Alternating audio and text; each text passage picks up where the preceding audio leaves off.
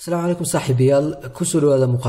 مقال ما تحسلي جدنا وحياة بدن وأركي أرداد ربطة إني يمكن برنامج كبرتا إني قادة فانسيين أما يستقل دنو فاهمين مرة قارنا اللي يسوي ديو وحياة حكم إذا إن قفك يسكا آمنو إن محياة مركو وربا إنه برنامج كبرتو إني تهاي قف حسابته سفع عنو يقانو كلية برنامج وبرنكرو سوكلو حكم إذا إن برنامج كسدا فاتحة القرآن لو حفظن كرو يسوكلو حنقولوا ذا جدنا وحياة كلو بدن والله يابي دونتو سدا وحياة يكسمينهين جونيور ديفلوبرز senior developers dadka raba inay imka development ku soo biiraan iyo developers ka 5 sano ka badan khibrad leh senior ka waxyaabo ay ka siman yihiin oo aad la yaabi doonto balse ugu horeen hadii aad xiisaynayso barashada IT-ga iyo teknolojiyada macluumaad badan ku saabsan nagu soo biir channelkana subscribe leh soo kala muuqaalka like saar comment-ga fikirkaaga iyo wadaag emoji ba Allah ka dhigay comment-ga waxaan ku soo qor mahadsanid ba Allah ka dhigay dabcan muuqaalka xataa way caawinaysaa YouTube-ka ku arko like-tan iyo comment-ga faraha badan leh wuxuu ku qasbanaan doonaa in muuqaalkan uu sii share gareeyo dad badan u gaarsiiyo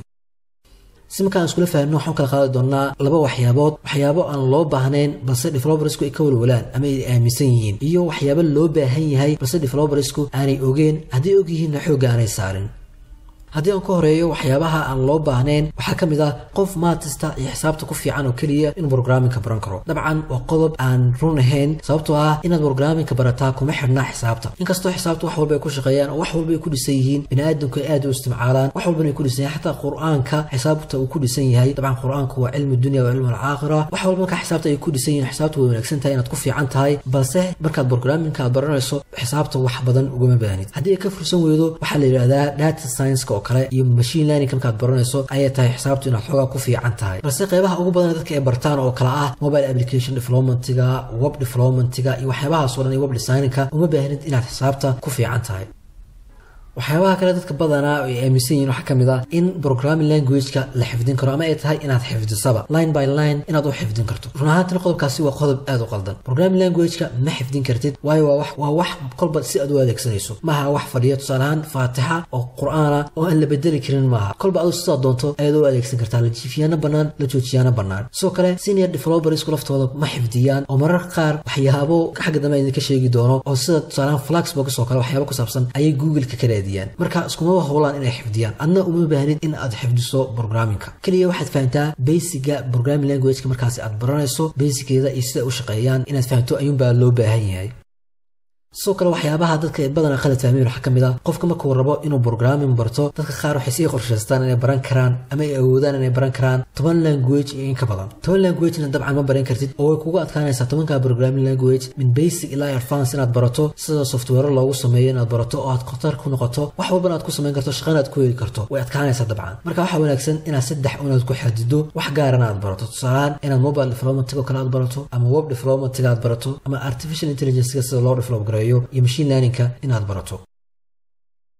okay markan haddii aan isla eegno waxyaabaha loo baahan yahay balse developersku aan ku baraarugsanayn waxa kamid ah in aad self study aad sameyso waxyaabaha loo baahan yahay waxa kamid ah in aad self study aad sameyso oo mar walba arday aad ahaato aad wax barto sababtoo ah teknolojiyada guud ahaan waxay ku socotaa update oo mar walba waxba ku soo biira sanad walba waxba lagu soo kordhiyaa version cusub ayaa soo baxa marka inaad update la ahaato aad barato ayaa wanaagsan tusaale JavaScript oo kale marka aad baranayso ES7 ayaa la isticmaalaa imika ES7 kaasi waxa laga yaabaa in waxyaabo kale lagu soo diro si aad wax barto waa qodob aadan ka maarmeynin oo ay tahay inaad joogtayso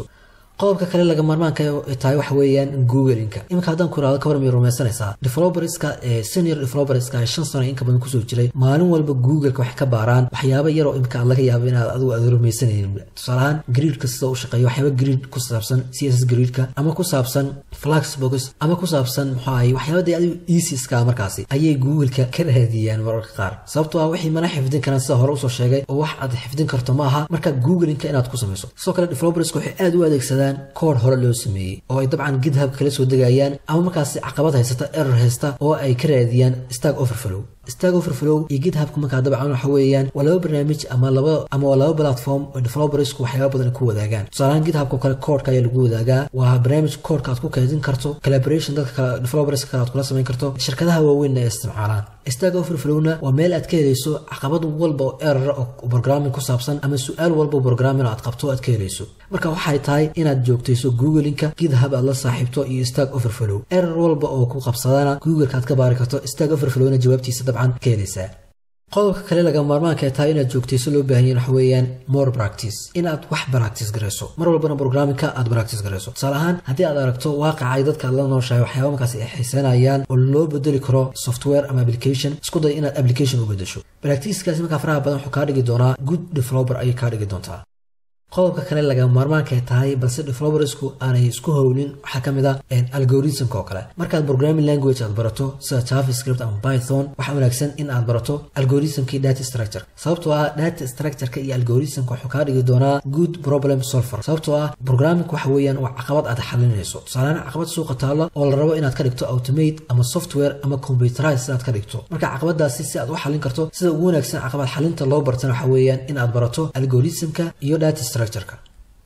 intaas ayaan jeclay saaxiibayaal in la wadaago muuqaalkan daawashadiisa halkan ku soo gaadhay waxaan ka codsanayaa inaad sii share gareyso oo WhatsApp-ka Messenger-ka Facebook-ga meel walba asxaabtaada aad kula wadaagto soo kale hadaad wali nagu soo biir muuqaalkana like saar tani muuqaalka xidinta ku kulmayno wassalamu calaykum waraxmatullaahi wabarakaatuh